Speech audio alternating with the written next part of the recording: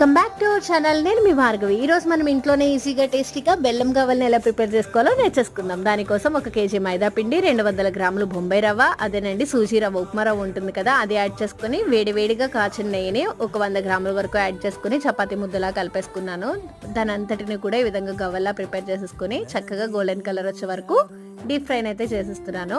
మనకి గవ్వలు గుల్లగా రావడానికి జస్ట్ వేడిగా కాచిన నెయ్యిని కానీ డాల్డాని కానీ వేసుకుంటే సరిపోతుంది. ఇంకా ఎట్లాంటి సాల్ట్స్ అట్లాంటివి ఏమీ యూస్ చేయక్కర్లేదు. తర్వాత నేను కేజీ పిండిని తీసుకున్నాను కాబట్టి 1/2 కేజీ వరకు బెల్లాన్ని అయితే ఈ విధంగా తురుముకొని 1 గ్లాస్ వాటర్ని యాడ్ చేసుకుని దాంట్లోనే ఇలాచీ పౌడర్ని కూడా యాడ్ చేసుకుని చక్కగా పాకాన్ని అయితే ప్రిపేర్ చేసుకుంటున్నాను. గవ్వలు ప్రిపేర్ చేయడానికి మనకి మెయిన్గా రావాల్సింది పాకం అనమాట.